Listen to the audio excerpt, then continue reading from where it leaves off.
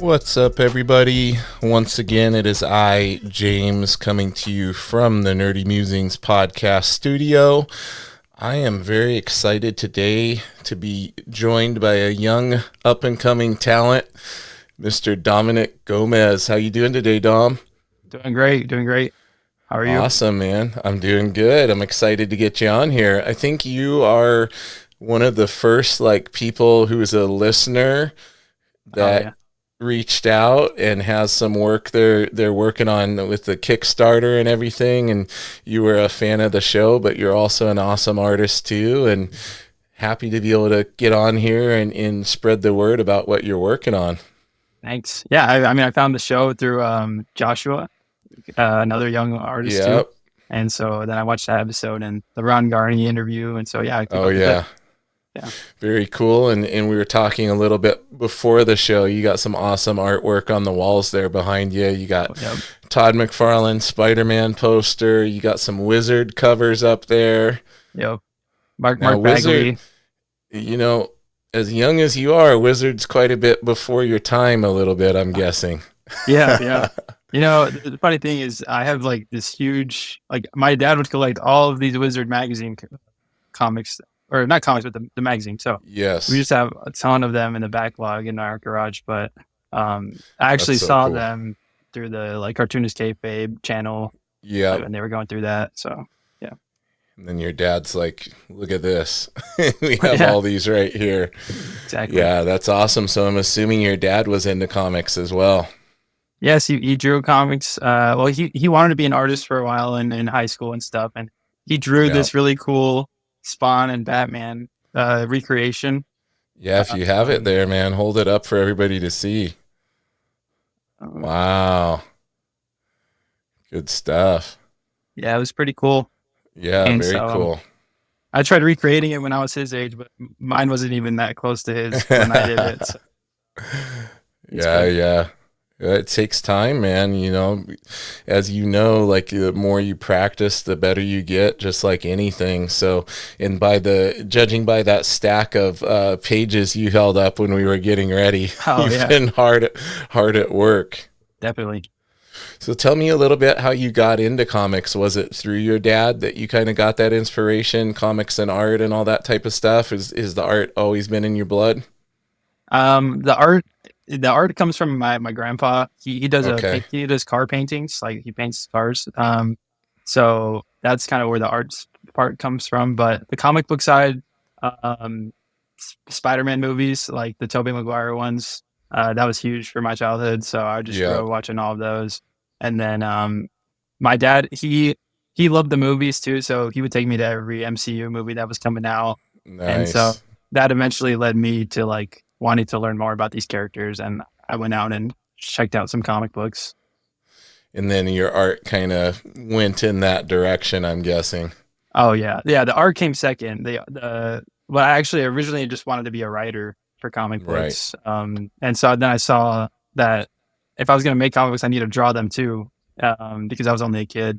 And so I looked up how to draw comics, and then the How to Draw Comics the Marvel Way video, the Oh yeah. VHS that came up. Yeah. So I watched that like a million times just for like I guess the vibe of it like really spoke to me because it's like, oh, this is kind of old, but it's on YouTube, so this is kind of cool. Yeah, And absolutely. so All that stuff's on there now. Stuff that mhm. I used to have to, put tapes in a VHS player.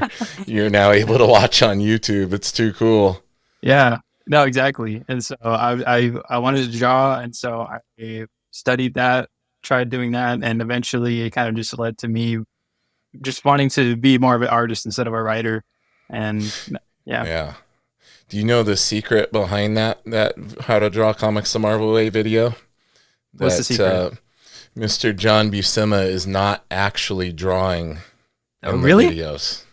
Oh, that actually I just found that out right now. He is acting like he's drawing. Yeah, all those images were already done for the book, so he's just like going over them with his pencil real light and acting like he's That's funny. as a little movie magic. He did actually draw them though, just not while he was sitting there with Stan on the camera narrating it and everything. That's funny. I did not know that until right now. Yeah, they did a good job if you didn't know, right? Yeah, exactly. So, what were some of the comics that you came up with that you took inspiration from? Um, well, I'm lucky because I have the Marvel Unlimited at my, at my fingertips. So I was Yes. like, I was kind of the comic book fan that I guess kids my generation we kind of like to start from the beginning. And so I went to Spider-Man issue 1 and I actually dug it and I read it up until Gwen Stacy died. And then I Okay. jumped ahead to So the you John. went way old school then. Yeah. Yeah, I did. Nice. And then I read the Straczynski and Romita Jr. like 2000s run where Yep. like Aunt May finds out he's Spider-Man and like, Yeah. so that was like that's like my favorite run of comics, that little section right before it gets bad with like, Sins Past or One More Day and stuff like that. Right, right. So were you a fan of John Romita Jr.'s artwork on that? Oh yeah. Yeah. I Because was a huge fan, yeah. he's kind of an acquired taste for people. Like Oh yeah. I enjoy his work, but some people are like, I don't like it. The characters are too blocky or whatever. You know how subjective it is with style and everything, though. Like, Right. I don't think people realize like often they'll take things at face value like that and just get turned off by the style, but not realize that he's such a master. He could draw in any style he wants. Like if you look Right. at his old work, it's nothing like that. And he's switched over and then every now and again he'll kind of switch back and forth. Like that's true mastery right there. You can't just do that without having a solid mastery of everything. Yeah, exactly. And especially it helps because I read his first little bit with Hobgoblin. So I saw his old style. And then Yeah. when I saw his newer one, I was like, okay, this is like definitely a choice. And like, I wanted to try to learn from it because, I was Yeah. only in high school then. So yeah. So is it safe to say that Spider-Man's your favorite character? Oh yeah. Yeah. My shrine right here. I love it. I love it. You got some classic wizard covers. I see the Bagley stuff, and I think that's like a Mhm. Bart Sears. Oh yeah. It might have been when he was signing it as Whitman. He had a Mhm. pen name on there, and you I do the was so Whitman stuff. confused. I was so confused. I was trying to find the arts because I have this Wolverine Sabretooth and it's my Yeah, I know favorite. exactly which. I have it downstairs. I know exactly which one you're talking about. Yep, it's my favorite Wolverine drawing like ever. Yep. And I was like, "Who's the artist?" I'm trying to study their work, but yeah, it ended up being Bart Sears. I've been working now for about, gosh, probably since I started the podcast on getting Bart on here. Oh, okay. I've talked to his wife and she's like, "Oh yeah, he'd love to come on," but they're like super busy. Like I think he's at a convention this weekend. He's like all over the place, which actually ultimately just makes me happy because he's Yeah, such a legend and a lot of times you see these legends not get their due. Like right. they'll be pushed off in a little booth somewhere in the corner and not in main artist alley, and those are all people I grew up on, and I'm like, man, they need to be getting more props than this. That's Bart Sears is a friggin' legend, man. Yeah, exactly. Like his work's still quality today. Like I wish, they would put him on a Wolverine book or something. Oh, I That'd be know. sick. Did you ever? I'm assuming since you have all the wizards to go through, did you enjoy the little drawing tutorial section? Like he Oh, started it with Brutes and Babes, and then it went over to Crash Course with Greg Capullo on it, and then they did where they were like having different artists each month coming in and like showing like, here's how to do storytelling, here's how to do rendering. Did you eat that stuff up? yeah, yeah. Actually, I started to go through that, and actually, what the I guess with me, Jim Lee, his art streams on Twitch, like I Oh would yeah, that was like kind of how I also got into comics even more because the comics, the Marvel Way thing, it was cool when I was watching those videos and I tried to draw along with it, but it could have easily just been like, oh, I found this on YouTube. I tried drawing for a week and then I kind of stopped. yeah. But then I saw Jim Lee streaming on Twitch and that really, like, I watched all of them, drew along with them and Yeah, everything.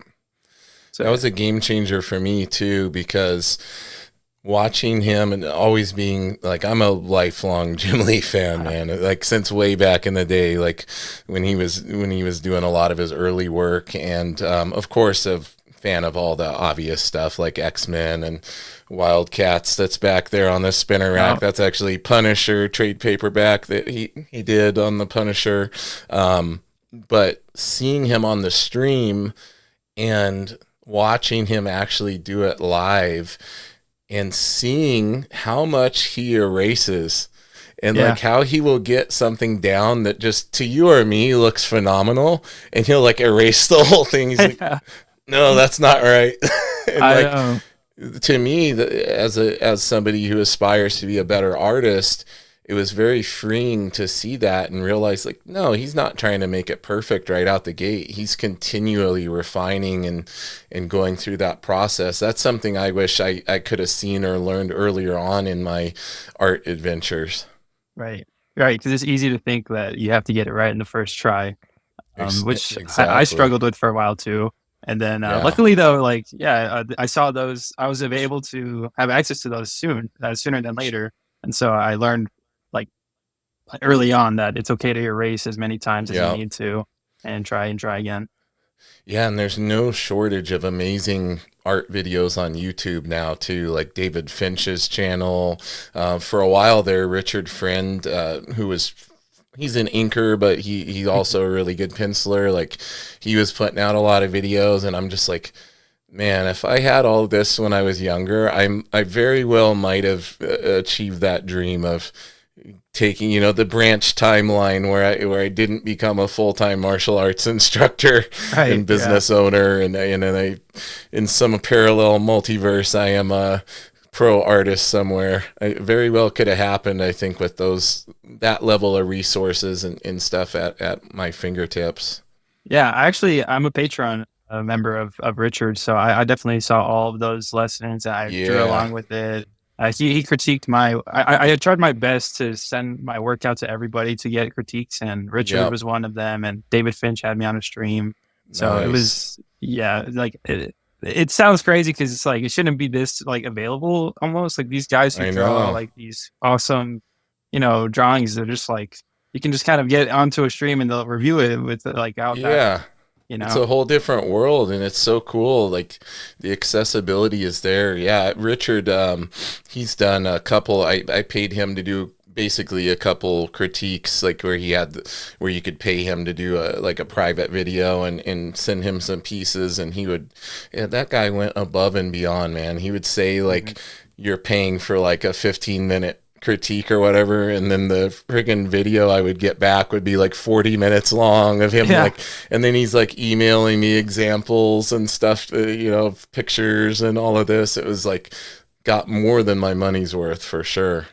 Yeah, I feel like a lot of these artists, they're like itching to teach people too, because they don't have Yeah. that studio that they can teach young artists in anymore. Yeah, it's really different times with everybody, you know, working remotely and all of that. And speaking of it being different times, like in how things have changed and all of this, it's given people like yourself an opportunity to go out here and put together your own creator, own stuff and get it in front of people. So we would be remiss to not talk about your Kickstarter that you have going on. I believe it kicked off back on January 14th, right?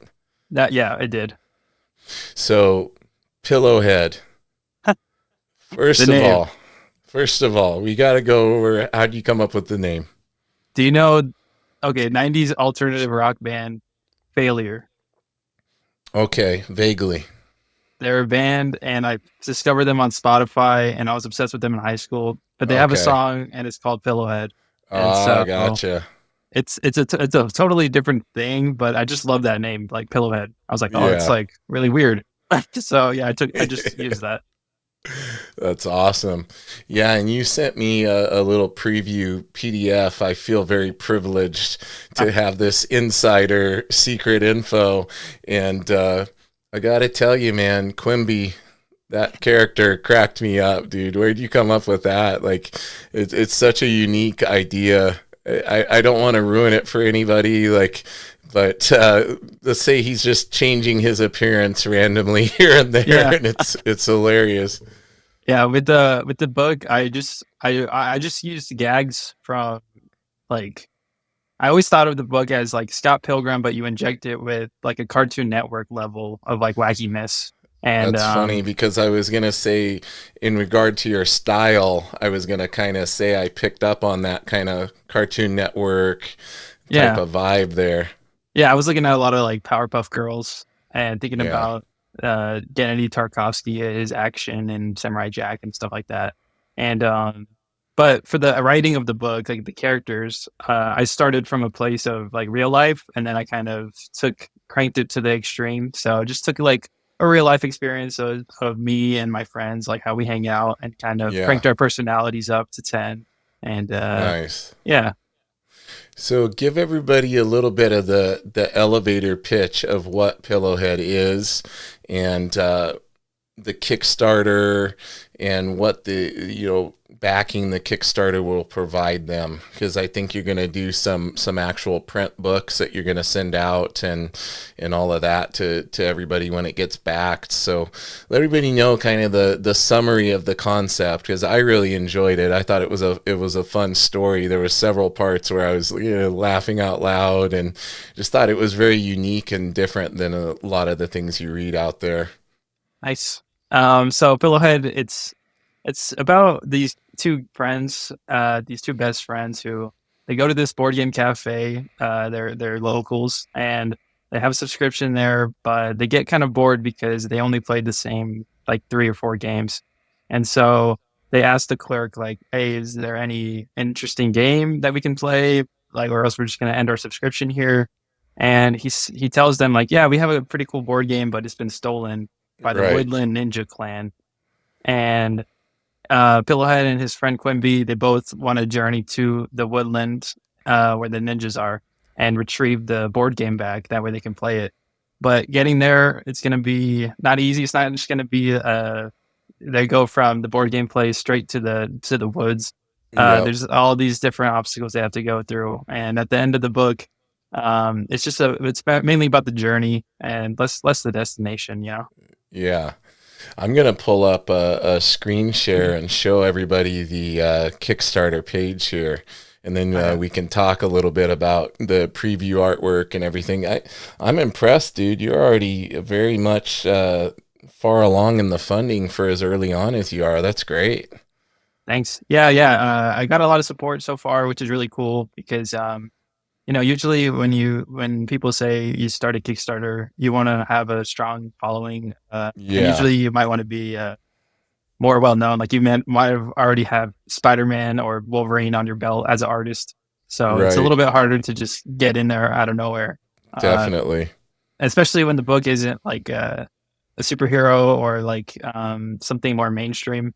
But I'm just hoping that the art and the concepts are like funny enough, interesting enough that people will give it a shot. I'm going to scroll down here. I think we should play the trailer for everybody. You want to play the trailer for everybody? We can play the trailer. Yeah, sure.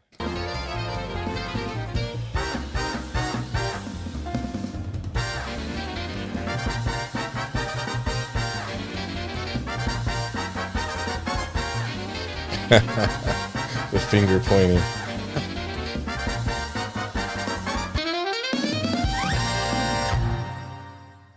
We're on the Kickstarter page here. We just watched the trailer. And I'm gonna scroll down. We'll talk a little bit about this artwork. Are you doing this all digital, I'm guessing? Or are The you doing a lot of cover, it? the You're cover doing a was a lot of mix it. of digital and traditional, but the whole book was done on the Procreate though. Okay, nice. Love the cover. Thank you. Giving me 90s vibes. Crouching on top of a broken brick thing. Yeah, I was definitely thinking about like almost Jim Mahfood, how he draws buildings and like how it Yeah. makes it look cool. So like And we something like have on our MTV. our woodland ninja clan who Yeah. look very spooky. We don't have spoilers on here. Lettering redacted. Smart. Yeah, just it has a very animated style to it, which I thought was really cool. Oh yeah, and it was just really new for me because I don't really draw in an animated style. I would say Right. I've always been trying to draw more in a mainstream comic book style, but with this book, I just decided that it was the proper tone for the story, and so I decided to give it a shot. And this is another character they come across to help in their adventure. Alice, right? Yes, this is Quimby's sister. Okay. Yeah, and there's Quimby's face, one of many faces Quimby has. I love it. So rewards, physical copy, 21 pages story, 4 pages concept art, and preview of the, oh, you already got issue 2, or issue two's in the works, huh? Yep, I just finished page 12 right now of issue 2 today, recording this. But you guys, if you Oh, get the sweet. Kickstarter, you get the first 7 pages. Very cool, man. I encourage everybody to get on here and back this. This is very fun, very unique book. All right, I'm gonna stop the screen share here, and we'll chat some more here because I want to know about some of your other works that you've done prior to this. Oh, Yeah, yeah, what else have you done? Because I saw on there you said you'd done some other stuff that's available on your website. right. So I have a website which has my old comic book. So Pillowhead isn't the first comic book I've ever made. I've made about like 5. And so the first one, though, the first 2 were webcomics. One was called Hearts and Fishes. One was called In the Valley. That one had 2 issues. It was a vampire story. And then I had this other sci-fi book called Star Estranged. And I put these all up for free on like my Instagram, my Twitter, my website.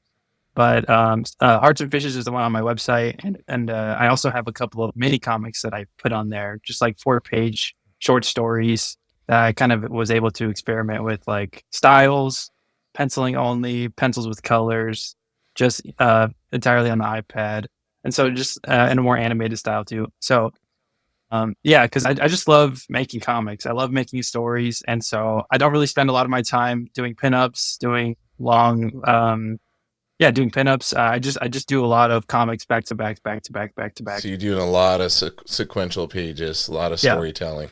yeah. That's awesome.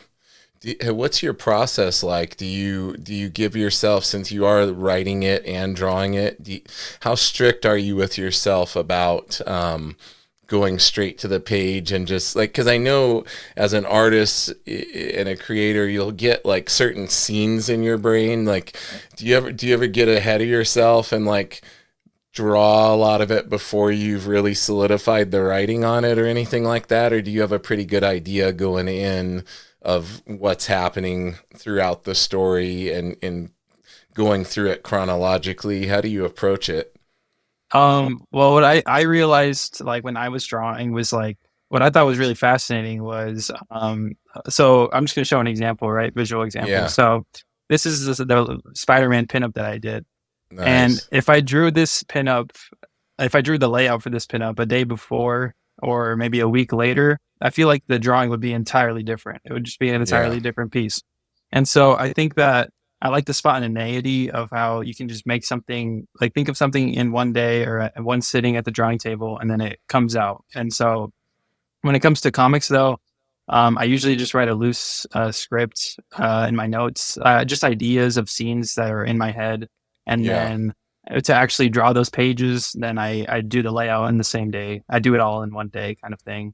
Letter it, Okay. color it, then I move on to the next page. Keep it pretty fresh in your brain and approach it that way. Tackle it while the energy is there, right?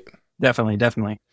Is that something you developed over time and kind of found out that was the way you worked best? I think so, because also it just led to less regret because I feel like well, the first 2 comics that I made, I had like a lot of people that were excited about this comic I made when I was like 16 or something like that. I posted on TikTok and everything, like progress of it. But the problem with that was that I didn't anticipate how much work it would be. And so I did the pencils and then I was going to go and do the inks traditionally also. Right. But after doing the pencils for the entire book, I was like, this is too much work to go back and ink the whole thing. And so I think that I have to make sure I just do the layout, I pencil it, ink it, color it, letter it all in one day, and then I move on to the next page, just to help me keep my energy going. Yeah. That moving on part's always been the hard part for me Because if I Yeah. work on something, and maybe your process kind of helps with that, because you're kind of forcing yourself to complete it and move on. Whereas I'll look at something for a long time to the point where by the time I'm almost done, I'll be like, "Ah, I could do this better. I could do that." But similar to what our friend Joshua did with his his Oh, project, yeah. how he's like going back and redoing a lot of his pages now, right? Because he's so vastly improved from when he started it. So Hmm. I find the same struggle with my own work in that I need to move on, because by the time I sit here on it for too long, I'm already thinking I can do it better. I could do this better. Like I want to Right. start over, Yeah. scrap this piece. How do you overcome that? So the way I overcame that, it actually did take practice to overcome that, and that's why I think doing so many sequential pages was really important. Because if this was my first comic book, Pillowhead, then I think I would have that like perfectionism, like I want it to be really good. But since I kind of just told myself when I was 15, like, look, you're gonna make crappy comics when you're 15, 16, 17, so just make them. And so that's what I did. I just made a bunch of comic books just to practice, and I watched an interview with Adam Kubert, and he talked about how his dad, Joe Kubert, would tell him like, "Do what you can on this page, and just move on to the next, and Yeah. like do your best on this page, but just move on to the next. And it doesn't matter if whatever, like, don't even go back to it. Just keep pushing forward. Like, just let it go and let it be in the past." So that's the I've mindset, heard the analogy of like getting all the bad pages or all the right? bad art out of your system, right? And then Yeah, I've also heard a lot of artists say like you're not always going to do your best work on everything you do. Like you have to realize that not everything's going to be your best work, and just learn the lesson and move forward is kind of the way. I think there's a saying or an expression that says finished, not perfect, right? Like right. it's, And there and was a it's, Marvel editor that would talk about how for Marvel comic book artists to kind of ease the artist's minds about the pages that they were working on. yeah, Find one panel that you like, and if you like one panel on the page, and the rest of the page maybe it's bad, but that one panel you like, then that's a win in my book, and just move on to the yeah. next page. God, it's so much easier said than done, though. Yeah, yeah, I think you're on to something though, with kind of giving yourself that leeway of being like, hey, I'm young. Like it's not gonna be great at this age, so I might as well just bang these out and learn the lessons from it. yeah, definitely. So I wanted to go back and rewind a little bit and talk about some of the artists that you've found a lot of inspiration on Mhm. through. Like we've talked about a few of them, but who are some artists that you've really looked to as you've been coming up? And the other question kind of ties together with that. I wanted to ask you, like, did you seek out any formal training, like drawing classes or anything, or has all your learning been more via YouTube and these different things, Twitch with Jim Lee and all that good stuff? Okay. So for the inspiration part, I think my like top five inspirations, like consistently, are usually like Bill Sienkiewicz, John Paul Leon, uh, Mark Silvestri, and the fifth one, or the fourth and fifth one. That's like it. It kind of just changes between like um, there's two types of artists that I like. There's the ones that do like very simple, like no hatching, no line work. So like Mike Mignola, like very Yeah, graphic art. And then there's the other side that's like very rendered. And so I think the struggle with me my whole life so far, my artistic life, has been like, do I want to be this rendered artist or do I want to be this simplified artist? And yeah. so I think I'm kind of just been that's kind of just still what I've just been working on. And so I have inspirations from both those realms. Um, I think if you're trying to get a lot of stuff done and you're penciling, inking, coloring, like doing a heavily rendered style would be very tough. Yeah, that's what I told myself actually. So I decided before Pillowhead, I actually was doing. I was planning on doing a different Kickstarter for a different book, and I was halfway through that book. It was my own superhero book finally, and I penciled like up to page 16 on the board, and I would ink it on my iPad. But the workload of heavily rendered art with the heavily rendered inking too, and then I'm going to color it, Yeah. which was like I wanted to really render in the colors too. I did like a couple pages with that, and then the lettering, it was like it was too much. And so I think I just kind of told myself like in the future, if I have the luxury of having time, because time is money at this point. So if I have the time to just like work on this giant book that I can do, then I think I would. But as of right now, I think the simpler style it'll work for my Yeah. favor. Um, And then and then as I forgot far the second as part of the the question. as Yeah. far as the training, like Oh, okay. teaching, learning art, have you sought out any formal training, or have you been mainly sticking with like YouTube and books and that those types of methods? So in high school, I did the Comic Pro boot camp courses. Oh, sweet. See, Yeah, another invaluable resource that I would have killed to have when I was in high school. yeah, yeah. So my dad paid for that, and so I did. There was the online sessions during like the COVID Yep. era, and so I learned so much from that, like stuff I still Dude, I've use. done two of them. So I've done one Mhm. with Ryan Benjamin, and then I just not too long ago did the Wills Portaccio one. And both, just like you said, I learned so much on there. Yeah, exactly. And so from that, and then from Patreon, like yeah, like Richard Friend, I feel like that's it's not formal, but it's seeking out something other than a high school art class or like a personal tutor or something like that. Yeah, and So yeah, it's more directed towards the type of art you're wanting to do as well. right, yeah, Because a lot exactly. of times the traditional drawing classes, whether it be in high school or college, are like, here, draw this bowl of fruit, or draw this Yeah, still life type of thing. And when you're wanting to draw comics, like, yes, that stuff's important. You do need to know how to draw regular objects, but we all know we're wanting to draw like gigantic buff dudes punching through walls and flying around and stuff. definitely, yeah. And I think Progo is like the closest that we have, like I have to formal training, I guess, which is just Yeah. like he has all that backlog of all these like formal ways of learning art that I went through all the time. So yeah, there's that. Did you get that Marvel course on there? Actually, I didn't get that one. No, I wanted It's to get really the perspective it, one. it's really good. Like yeah, I'm still working my way through it. There's so Oh, many videos, like so much content on there, but it's cool to see like input from so many different pro artists on there and getting everybody's different perspective on things. So, yeah, and Ryan Benjamin has a bunch of videos on there too, so right. it's pretty cool. And it's cool that they're having more comic book artists come on that because I think Totally. because the even though it's there's more comic book related things on YouTube than and there's access versus like in the past. I think compared to maybe animation or concept art, there's not really that many comic book Yeah. videos. So Yeah, and to my understanding, Proco was a pretty big comic book fan coming up. So I've yeah, heard him talk about things here and there. So I think he was very heavily, he has a love for that stuff, which is probably why it found its way on there eventually.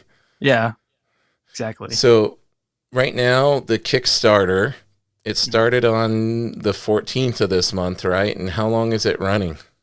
It's gonna end on the 14th of February at midnight for Pacific Or was Standard. I wrong? Did it start earlier in this month, or was it the 14th of January?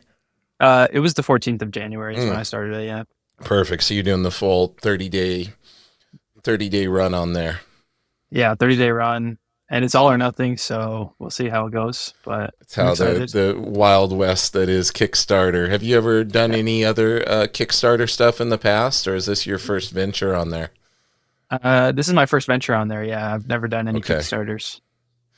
I'll tell you from everybody I know that does it, even successful pros that have done many Kickstarters, don't be scared because people like to wait till the last minute to back stuff. Oh, So okay. you'll get right up to the wire. Like my buddy Will Robson, he's done a ton of stuff for Marvel and DC and stuff. And his last Kickstarter, it was like got right up towards the end and it was like stalled. And he's like, oh man, and then boom, right across the finish line, you know. So it's kind of how it goes even when you're a name. So that's why I was telling you I'm so impressed to see like the amount you already have backed on there this early in it. I think you're gonna be good to go. Hopefully, thank you for saying that, because it's Yeah. definitely a worry. Because I mean, it's my first time trying to put my comic books in print for a lot of people yet, because I printed a Yeah. small run before, but that was out of my own pocket. So this is just obviously very different. Yeah, and it's not cheap. I don't know if people realize that. Like there are Yeah. more places that do it now for like smaller runs and things. Like I'm not sure who are you gonna do you know who you're gonna use to have them printed and everything? You done your research on all that good stuff? Yeah, yeah. I'm gonna probably use Comics Wellspring. That's the big one that keeps popping up.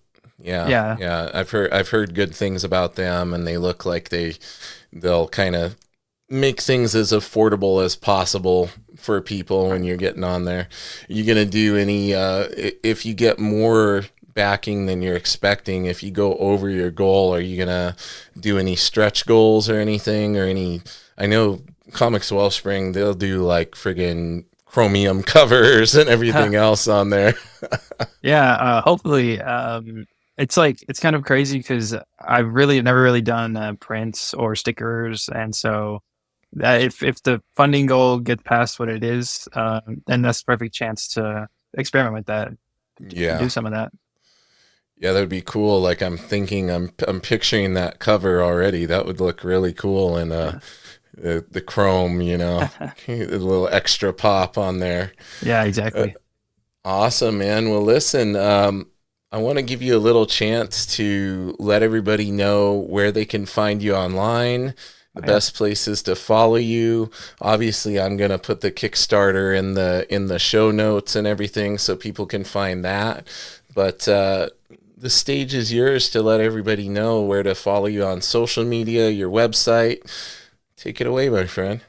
So I'm on Instagram at Dom Gomez Art, and you can find me on Twitter, Blue Sky, which I don't really use Blue Sky, but TikTok, Dom Gomez Art. But it got deleted recently, but I realized I still have my login on my iPad, so I'm Oh, good. okay. Yeah, and Yeah. I recently started posting on YouTube. I did my first vlog, kind of. So, Oh, nice, man. I'm gonna check that out. oh, cool. So you got a Yeah, YouTube channel too? yeah. I was supposed to like be posting daily, but just after that It's first hard. post, I'm like, man, this is a lot of work. So It's it's hard, gonna be man. tough. Yeah, especially if you decide to go for like long form stuff. Yeah, it takes a bit. I would tell you like get on there and do a bunch of shorts. Okay. Like nobody watches more than like a minute, bro. I'll tell you from the analytics on this, like even though the podcast is getting good viewership, like you Yeah. can go on the analytics and look and it's like, oh, a minute and a half is before they clicked away or like the Yeah. attention span is it's tough. So but the shorts they get like hundreds more views and everything, so maybe break things down a little bit for people and tease them along and then put a long form one out, don't Right. don't stress yourself. And there's also apps to where you could make something long form and then give it the link to that and it'll chop it up into your short Oh, clips. And that'd be then you can really pick and choose convenient. from them. Yeah, and then it's a way to like, oh, if you enjoyed it, like click here for the full video. Right. Yeah. Yeah. This whole world, it takes a lot of the learning curve is big. It's like Yeah. learning art and then learning social media. It's like both come with their own challenges. That's what they don't tell you about being a comic book artist, is like you don't just make good work and then that's it. Like you have to Yeah. market yourself all the time, and even then, like it's I mean, like I have a group chat with all of like, Josh and all these other like 19-year-old artists, and the one that's like the one that recently just got a gig, just graduated from the Kubert School, and so it seems like that Joe Madureira breaking in at 16, that's just not real anymore, because Yeah. maybe maybe the work's not as good as Joe because he's one of the best. But Yeah. I think just the competition is so huge now because of social media, and so you have to really try to stand out.